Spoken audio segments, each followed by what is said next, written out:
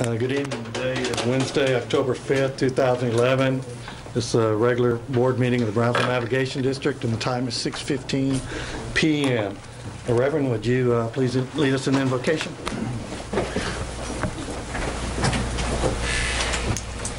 Dear Father in heaven, we do thank you for this place, for Brownsville, Texas, for the Port of Brownsville. We thank you for all the plans that we've been looking at tonight, the plans and the purposes that you have for us. We thank you, Lord, that you promise us a future and a hope. We thank you for everyone that works here. We thank you for their safety, their well-being, for the provision, for the continued increased prosperity that you've given us this year. May you continue to bless us and bless the work of our hands, Father. In Jesus' name we pray. Amen. Amen. And join me in the Pledge of Allegiance.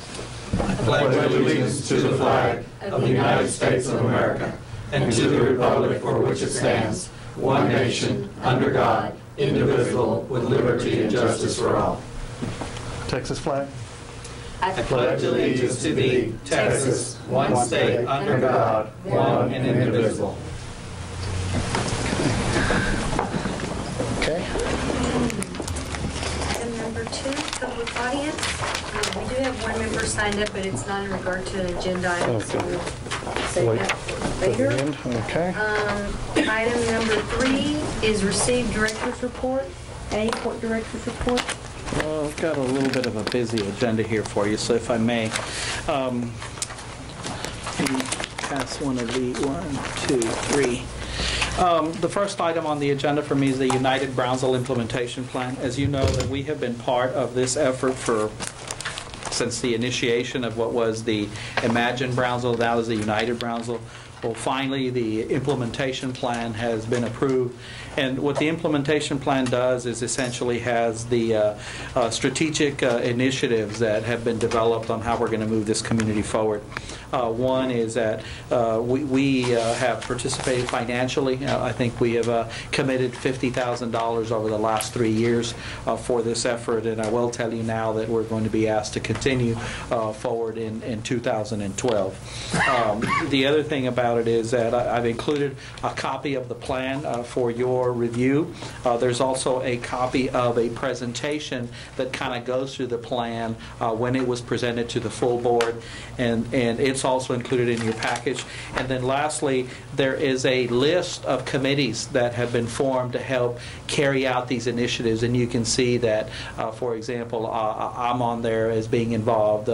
Commissioner Arambula is also involved, since we are your representatives to the United Board. But what I would ask for you is that, you know, this thing involves a lot of community input and a lot of participation. So if you're interested on serving in any of those committees, any of those that are of interest to you, please let me know, and so I can get you on the list. And because they are wanting to have as much participation as possible, especially when you have 7 sponsoring groups of one. The Port of Brownsville is one of them. And so it's kind of like, I guess, you know, a lot of discussion at the board is, you know, it's when are we actually going to start doing something? Well, here's your strategies to start looking. And you'll also see that the port is prominently mentioned in a lot of these, whether you're looking at the manufacturing cluster, the logistics cluster, the heavy industry cluster. And so we're mentioned as part of strategies that are here. Some you will recognize, obviously, that they've adopted our strategies, the widening and deepening, some of the road improvement projects. But, you know, how do we work with PUB to develop a much greater electrical capacity at the port to attract heavy industry? So all of those strategies are included in here. And so if there are any questions on United Brownsville or the Imagine United Brownsville, then I'll move on to my next report. My next report is we killed a lot of trees for you. I apologize for that. Is going to be the Brownsville Rail Feasibility Study. Last Wednesday, in fact, on the 28th, we hosted a public hearing here that was held by the Metropolitan Planning Organization on the Brownsville Rail Feasibility Study. The public hearing was here at 6:30. We anticipate that we had about 60 to 80 people attended. The MPO did send out letters to people who lived in the affected areas, and so they showed up. A lot of the comments that were expressed really had to do with the implementation of the plan.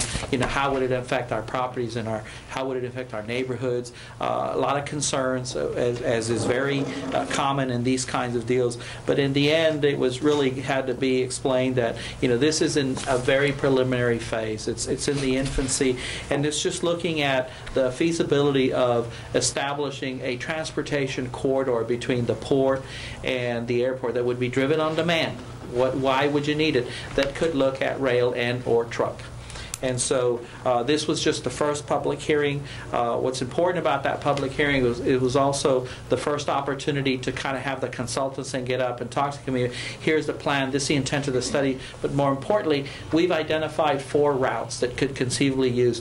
There's a copy of that in your information. And so obviously, people will go to the map and say, well, I live here. It's going to go right by my house. I'm against it. Or that, some may be for it that are already looking that they hit the lottery and we're going to get all this money or do that. And we're not anywhere close to that. In fact, I understand the MPO today at its technical committee voted that it will bring a presentation or a recommendation to the MPO next week that says, okay, this was just the looking at the routes and looking at the connectivity. The next phase of it will be phase 2, which is more about the economic feasibility, where they'll actually look at the market, look at the economic impact, look at the cost benefit of actually doing this. So the second phase of the program, the MPO will decide whether it wants to move on to. But the information from the public hearing is enclosed in this package, including the presentation and the routes that were identified. I hope that they're going to look at identifying cargo that would go from the port to the airport or from the airport to the port that would need to go by rail. In my understanding that the next phase, which is the economic modeling, is where they begin to look at this. Okay. I was remiss in saying Commissioner Cowan and Commissioner Lopez were both here at the public hearing, and so if you all have anything to add about the hearing that I didn't touch on or may have missed. I just would like to be on record as saying that I don't think that any money should be spent on that until we can identify at least enough cargo to pay for some of it, even if it came in the way of grants. Still building a railroad all the way over there would cost $150 million.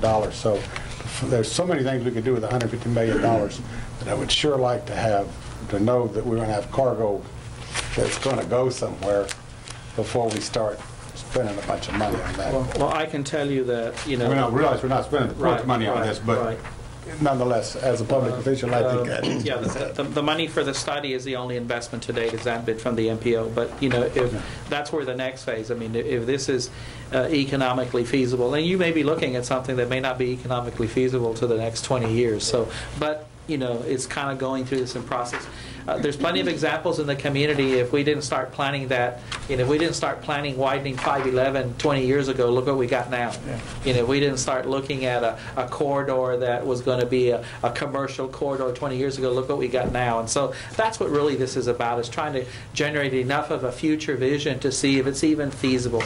This thing has no legs at the moment. It's just strictly in the analysis phase. And I think between Mr. Lund and yourself, Eddie, you kind of calmed the public after he said, they were thinking that it was going to happen and tomorrow. Exactly. Yeah. And I think you settled their mind, I guess, a little, because now they know that it's just a study. And that's all it is, and people are I think more relaxed at what's going to happen, and it gives people maybe time to sell the property if they're like you said, with 511, you never know, it might happen, and it gives them idea of when it would happen. So that was good between you and Mr. Long, and I congratulate you on that.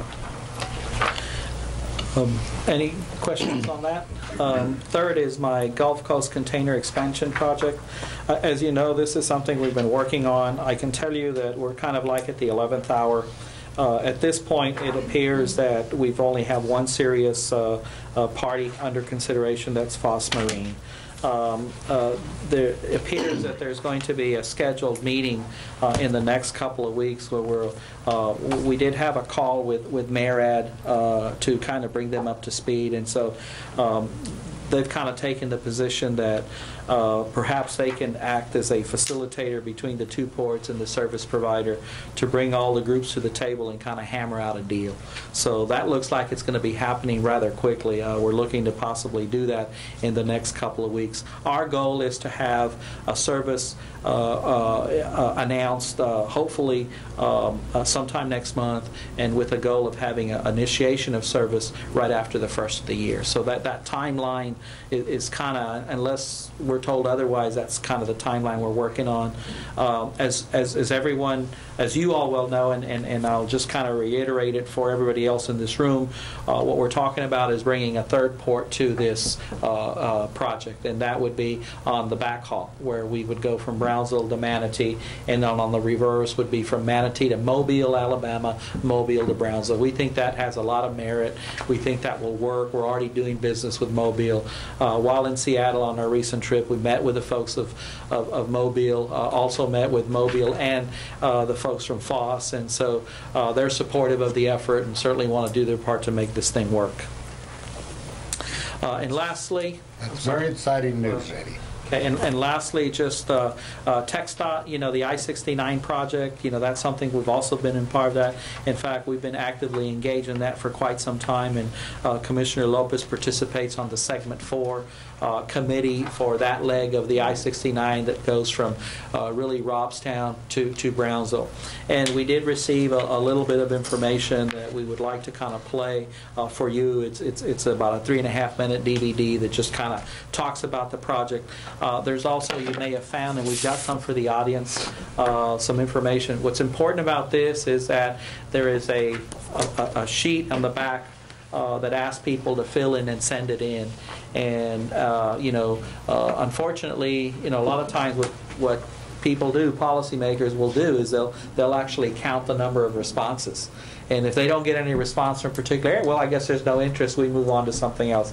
It's real important that we demonstrate there's an interest for getting this final leg of the I-69 from Corpus Christi to Brownsville on 77 completed. In fact, you may have seen an article in the paper this morning that a big chunk of that was funded in this year's, will be funded as part of the TxDOT initiative. So we're much closer to actually realizing the connection of the interstate to 37 for leg of 77 than a lot of other components of the project. So we really need to continue to press for that. Well, there's no signature required on this, so Manny, our public information officer, you get a lot of these generated, buddy. There we go. Mr. Chairman, you may remember you and I filled out one of these when we went to the Houston meeting, and so we should be on record as supportive of the project. If we can, just kind of like to again play that on the screen.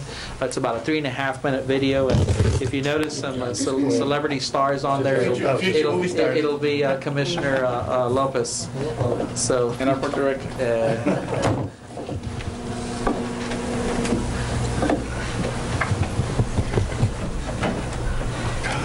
Now, since we don't have any sound of the house, I put in my little speaker, so hopefully you'll be able to hear that over there.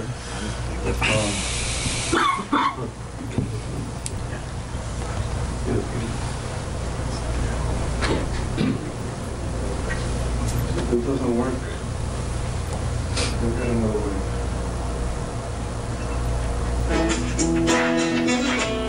Every Texan can be proud that our state is a national leader in new business growth. Maintaining that economic prosperity over the next several decades will allow Texas communities, large and small, to continue thriving. Keeping up with progress means that Texas must constantly improve our transportation system. As modern, efficient, and safe as our state highway system is now, increases in port and freight volumes combined with population growth has caused traffic loads to expand in the state. These higher traffic loads are occurring from the state line in Texarkana and Joaquin, continuing through Houston to the Rio Grande Valley and Laredo. Laredo is already the busiest inland port in Texas, and with the completion of the Panama Canal System expansion expected in 2014, the business at Gulf Coast seaports is expected to rise. Increased ports business means more trucks on Texas highways. The population of Texas continues to increase as well, And with that comes a rise in passenger vehicles on our state's highways. Texas grew by 4.3 million people between 2000 and 2010, an increase of 20.6%. Some Texas counties even grew at a rate of over 50%. To prepare for the future needs of Texas motorists and businesses, a group of citizens have come together to plan for development of existing roadways into an interstate highway called I-69. In fact, I-69 is a multi-state initiative that dates back some 20 years. Currently, I-69 runs from Port Huron, Michigan, along the Canadian border, to Indianapolis, Indiana. Other states further south have completed or designated sections of I-69, including Tennessee and Mississippi. The overall goal for I-69 is to complete the existing sections of interstate highway from Michigan through Texas. Texans are now working together with their communities to decide how I-69 can best be established. There are 5 citizen committees, known as segment committees, that were organized to produce local recommendations for I-69. The I-69 Advisory Committee, also comprised of citizens, will take the local recommendations of the 5 segment committees and compile a plan for developing I-69 in Texas. From there, the I-69 Advisory Committee will work with the Texas Department of Transportation to seek funding for those community-driven transportation improvements. While some communities along the 900-plus mile stretch of I-69 Texas have various local planning challenges to work through, there are general principles that all of the segment committees have decided on. These citizen-led committees have stated that I-69 Texas should be developed on existing highway footprints as much as possible. The highways considered for I-69 include portions of US 59, US 77, US 84, US 281, and State Highway 44. This will help reduce impact to existing businesses and homes along the route. Wherever possible, Texas will seek redesignation of existing suitable highway sections as I-69 as soon as possible. Public input will be vital in the progress of I-69. The I-69 committees are just the start of Texans shaping the completion of this interstate. Citizens will have multiple opportunities to learn about and comment on the development of I-69 in their hometowns. I-69 will produce benefits for those communities that it runs through. From safety improvements to economic development opportunities, I-69 will have a positive effect on Texas. The interstate's improved traffic flow and connectivity with the rest of the country will enhance the quality of life in I-69 towns. So, what can you do to be part of I-69's progress? Log on to www.texdot.gov/driven by Texans. There you will find information on what's happening with I-69 in your part of the state. You can learn who your citizen committee representatives are, get up to speed on your area's needs and challenges, and leave comments about the whole program. I-69 is driven by Texans. Log on today and help move Texas transportation forward. 77 turning to I-69. Well, they showed it up there above Corpus, but it comes all the way. Because I saw that, you know, because they had 281. Okay. That was for information purposes, Commissioner. Okay. If you have any questions, if not, that would conclude my report. Okay. Any questions of Eddie? I'd just like to say something. I remember I'd like to reiterate what I said once before. Call it I-37, call it I-69, call it Highway I. Just build it. That's true. We just need it built. Okay. Item B, Director's Reports. I got a couple of questions. Had them on. Yes, sir. Email with UPS and the Port of San Antonio. They toured the port. What went on there? They scheduled BDC like tour of the port. They especially UPS, they were more on the freight forwarding side, and they had never been here, so they got to tour the port. We told them what we do, what we have, and they took a better idea of what we have to offer. Were these UPS execs, or where were they out of? Some were out of San Antonio. That's why the gentleman from the Port of San Antonio joined. He in itself, it was good that he came over. We talked about maybe moving containerized cargo that moves just the Port of San Antonio by rail, bring it all the way down to Brownsville, and move to the West Coast. And he had never toured the port, so Mr. Capitano, myself, and You mean to the East Coast? to the West Coast. The intermodal trains that come from Union Pacific come all the way either to Houston or San Antonio. Okay. And make it all the way down to Brownsville. Okay, but they go to California. Yeah. Yes, and then they go back with empty containers to the West Coast. So the idea is bring those boxes down, distribute from them, reload them, and ship them back. So it was interesting. The leader for UPS that led the group has got responsibility for the Southwest all the way to Phoenix, so it wasn't just Texas. And then secondly, they also have a lot of other divisions. They have a marine division.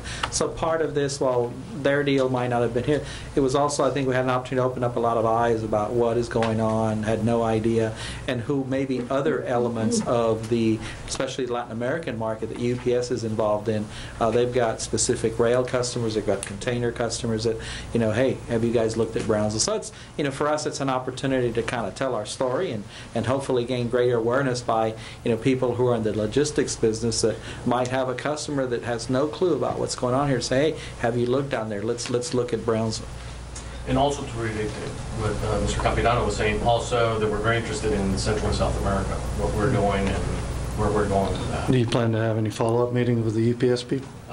Yes, we actually got a follow-up email from the Port of San Antonio inviting us to go see the facilities, and I think it'd be behoove for us to also incorporate a meeting with UPS while we're there. Okay, very good. Ariel, I just have one question. What was special about the marine vessel Noble Maravlinko? Well, actually, that was just a meeting that was called by the Harbor Master's office, and they were looking at that was a rig, right? That we were No, Drilling ship. drilling. Oh, yeah, drilling It was a lay berth. Yeah, it was just they wanted a lay berth, and we just held a meeting to discuss the points of that. There was nothing. Okay. I don't know what ever developed out of that. Okay. We just followed up with an email, and they are still considering what we had to offer them, basically. And basically, our finance department prepared all the points addressing everything from our tariff, indicating everything that they needed to address, from financial, from legal, from security, all the issues, and so. So it was a ship or a rig? No, it's a Drill ship. Drill ship. Okay. Okay. Okay. I have one for Mr. Sure, go Chacon. For Mr. Chacon. And Mr. Renfro, I don't know if I'm stepping the boundaries of what we can ask or not ask, Eddie. And it's something very simple. At Mr. Tommy's retirement party, my fellow commissioners and myself, we've been serving the commission for, and I know it's a small port and it's not that many people, but I know their names, but sometimes I can't put the face to the name, and I don't know if for commissioners only we can do a manual, Eddie, with their picture and their name, and that way, when we see them, it's only one of me, and there's 92 employees, Eddie, if I'm correct, and so I'd like to know, put the name to the face of all of our BND employees. I don't know if that's something that. I don't think there should be an issue as long as it's... Because we have one with just names, but We can do a directory by department and who the people are. I mean, that's not unusual. With the little picture, that would be a great fine. project for Manny. Okay. And it's one time. You look real excited. We still have all the photos from the 75th anniversary, so we just have to add the new ones and then just label who as they people are. come in, I mean, part of their orientation is the photos and all that other stuff. So It's important to me to know everybody by their face and name and so on. And I'd like to add to that is if you could do it by departments too, so that in this department, we know these people work there, and these are the people, this is what they look like. Sometimes you see somebody and, oh, you know, a lot of them work for Joe Garza, or work for Debbie, or work for you, or work for Ariel, or whoever, but, you know, I've got to know where most people are, but not everybody, you know, and so I think it's important that it makes everybody. I want to make sure that they know that we're working for you guys. Certainly that's something that we can. Thank you, Mr. Chairman. Okay. And these leases and Debbie's report, we're going to talk about in executive session? Okay. That's all I have. Thank you. Any questions? No problem. Any questions of any of the other directors? Thank you. Item number 4, consideration and action on the following consent agenda items. A, approval of the minutes of the regular board meeting of September 21st, 2011. B, approval to authorize payments over $25,000. Item 1, Cupco Construction, Inc. Fifth progress payment for the Seafair Center project in the amount of $54,025. Item 2, Houston Galveston Area Council of Governments Cooperative Purchasing Program. Purchase of portable light tower units. Those are the 4 from the grant in the amount of $67,728.28. Item number 3, Port of Harlingen, reimbursement under Port Security Grant number 9 in the amount of $65,036.61. Item C, approval of the following leases. Item 1, Fortune Ferris Inc., new lease. Item 2, Fortune Ferris Inc., amendment. Item 3, EECO Electrical Design and Construction LLC, new lease. Item 4, Southern Recycling LLC, new lease. Item 5, ACP Valley Limited, doing business as South Texas Concrete, release. Okay, on items B through 1 through 3, anybody have any questions or comments? Now, Port of Harlingen is just a pass-through, right? Okay. They paid, now we just need reimbursement, and then we'll get reimbursement. And on those 4 power lights, our contribution is 25%? Yes, sir. So about 16,000? Yes, sir. Okay, out of that 67. Okay. Can I have a motion for B 1 through 3? Motion, Mr. Chairman. So second. Moved and second, all in favor? Aye. Okay. On the leases, B, you have any questions, comments? Okay, I have one on page 78, the EECO Electrical Design and Construction. B, it says here that they are going to, the purpose of constructing an office and warehouse for buying and selling of industrial tires. So, Yes, sir. are we talking about used tires? We're talking about stacks and stacks of tires? What are we talking about here? We're talking about new industrial tires for traders for 18-wheelers. Well, we're not, I guess my concern and my worry here, this is going to be Highway 48, right? Yes. And how do we prevent them from having a mountain of tires out there where they abandon the site, all of a sudden that darn thing catches fire, even if they're there, they catch fire, and we got a mess on our hands? What are we going to, I mean, tell me something what we're going to do about that, how we're going to restrict it. What? Restrict new tires or used Well, tires? the size, I mean, are we going to allow them to put a 40-foot high mountain of tires, a 200-foot mountain of In tires? fact, one of the things that we still have not received is their development plans, and I think, you know, we reserve the right to approve their plans. And approve their plans is we have questions about whether they're going to be, for example, some of the questions I've got is whether they're going to be, you know, strictly wholesale, or are they going to be available retail, which means is are they going to be open to the public? So we have parking issues. We still want to look at how their building is going to be laid out. You know, where is it? You know, we don't want to create the kinds of problems that we see on 511 at 48. Right. So, you know, we intend to sit down with them. We've asked them to submit their building design, construction. So, you know, ultimately, we approve those before they move forward. So, well, I'd like to table this until we have those and the commission can see exactly what they have in mind, because I will not vote for a lease that looks like anything like what we have on 511 or even appears to become something that we've had problems with around town, around the valley. Especially on 48 where the traffic patterns there have changed. So until we have that and we are 100% comfortable, we have the proper controls in place, and let's table it and we'll bring it back then. Okay. You need a motion for that, or? Well, why don't we, does anybody have any questions on these other leases? Just on number 3, Mr. Chairman, if they are going to sell new tires, who's their, they have to represent somebody, Michelin, Goodyear, and I think those people come in and they show you how they're going to dispose of the tires, so that might help a little. Okay. So that should be fairly simple. Okay. So why don't we have a motion on 1, 2, 4, and 5, and then we need a... So moved. Okay. Second, Mr. Chairman. Okay. All in favor? Aye. Okay, and then we need a motion to table item Make a motion C3. that we table C3 until we come back with more information. Okay. Second. Second. All in favor? Aye. Okay. Item number 5, considering... I don't show you ever approve the minutes. Oh, okay. Oh, well. Make a motion that we approve the minutes as presented to the board. Okay. I second that, Mr. Chairman. All in favor? Aye. Aye. Thank you, Dan. I'm sorry. That's all right. Thank you for keeping us honest. That's right. Item number 5, consider and take action on the adoption of order and appointment of agent for election duties for the Secretary of the Board of Commissioners, duties related to the May 12, 2012 general election. That's reading that in Spanish. This is one of the preliminary steps that we take for our elections. It actually appoints me to take the place of our secretary, so he has... Amen to that. But there's also going to be an awful lot of work that needs to be done to pull this election together.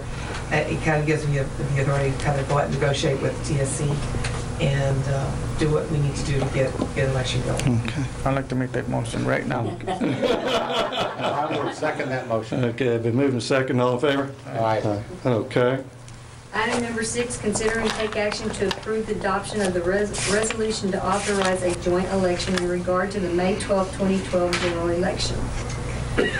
This is just a piece of paper that gives me the authority to go sit down with TSC that we are going to go ahead and want to joint elect with them, so that as we move forward and make arrangements, we're not going to back. And then we're going to hold our election the regular May day that we hold. The premise is to proceed with an election on May the 12th, 2012. Unless something happens in this process that we can't foretell right now, then it's our intention. So, this is something we would normally bring to you in a couple of months, but to try to get ahead of it, since it may be a complicated election, want to get started on it sooner than later. A complicated election process. Yeah.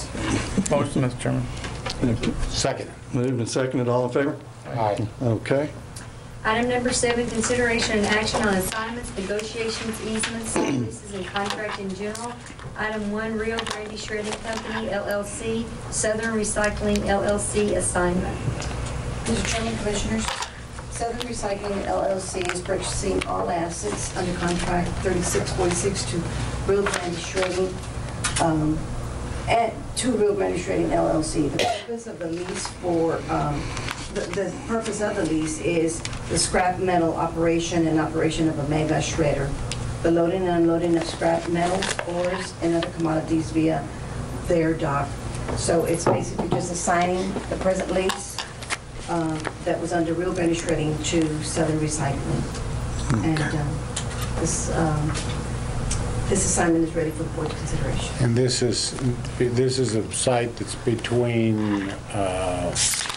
It's on R.L. Ostis Road, is that correct? Yes, sir. Right. That's between Fortune Ferris property. Right. They're going in East of the current International Shredding. International Shredding, okay. And they're going to bring their own shredder in, right? Oh, they're No, going they're gonna purchase it. This is the one they sold. Yeah. Oh, this is the one that was sold, okay. Yes, sir. Yeah. Got it, okay. This is the one that has the 2 locomotives there that Right. generated the deal. Okay, that's, okay. No Okay, there's a problem. I motion. understand. So move. Your motion. Second. Second. All in favor? Aye. Okay. Item number T, RTW Properties LP, Interlude Corp. Inc., authority to negotiate. Interlude, under contract 2498, has negotiated with RTW Properties LC to reduce a portion of their site that Interloop will use for employee parking. So I'm asking the board for authority to prepare an amendment to interloop to increase their acreage and an amendment to RGW to reduce the acreage. Okay. Motion, Mr. Chairman. Motion. There's a second? Second. All in favor? Aye. Item number 3, Midwest Scrap Management Corp. Inc. authority to negotiate. Midwest Management Corp. is requesting to lease approximately 20 acres or the land between the Fortune Ferris and Bay Bridge to construct a dock for the shipping of recycled metals. This company was one of the bidders for the shredder that Southern Recycling purchased, and so they're interested to be here in court, and they're asking to lease this property. So I'm asking the court to give me authority to negotiate with this company.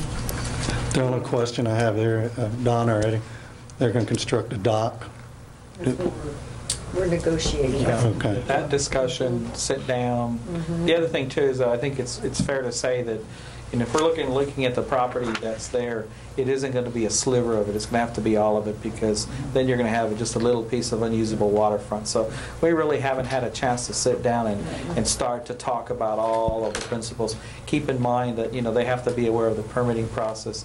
They have to be aware of the mitigation issues and all of that. So this just kind of sets it up so we can start talking to engage in those discussions. And also, there is enough electrical power over there to run a shredder currently. That's why their neighbor had to put in 2 locomotives to get electric locomotives to provide the generate the power. It's just a collection yard. It's not, they're not going to put a shredder. Okay. Oh, they're not going to put a shredder in. Okay. And you can run power to the site. It's just that the Rio Grande Shredding chose to do it a different way. Oh, okay. So, okay. Enough said. Okay. I understand. So we need okay. So moved. Moved. Second. All in favor? Aye. Okay. Item number 4, JTM2 LTD subordination. I have to reclude myself from this. How do we vote on it? I guess. Well, there will still be a majority. Yeah. It's a majority of those present and voting. Okay. Okay. JTN Ltd. under contract 3517 is requesting the board's consent to subordinate in favor of Texas Regional Bank, Harlingen, Texas, in the amount of $1 million. The note renews and extends the balance that JTM owes to a prior note in the original sum of $900,000, which is dated March 10, 2005, and payable to Texas State Bank for the purchase of the improvements of said lease. I'd like to note there was a problem with the form they submitted. I've relayed that to their lawyer. I haven't heard back. I don't think it's going to be objectionable, but that you note that in your action. Okay. So we'll note that Commissioner Cowan is abstaining, and you're going to have to make the motion. I'll second. I'll make the motion. Okay, I'll second. All in favor? also Subject to appropriate legal documents. Okay. Just not used to just having 2 people up here. Yeah. Okay.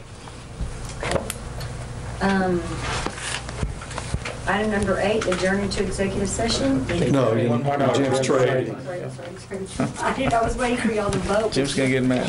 Okay. Item 5, Jim's Trading Company, the U.S. Offshore Inc. authority to negotiate.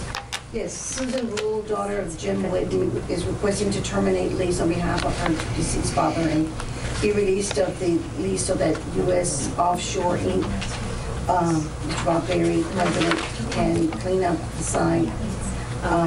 U.S. Offshore will use the property to purchase, sell, and store marine and industrial equipment.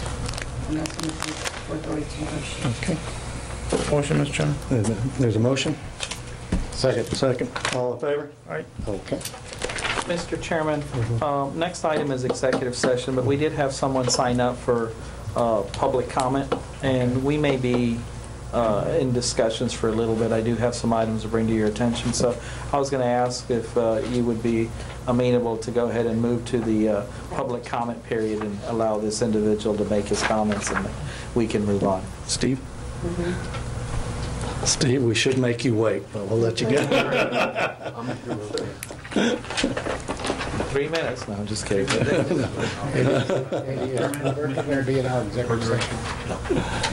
Just wanted to let you know, be aware of October 20th, actually 2 weeks from now, the first international Brownsville Matamoros Logistics Expo. And wanted for you guys to know that, and we believe it's going to be a success.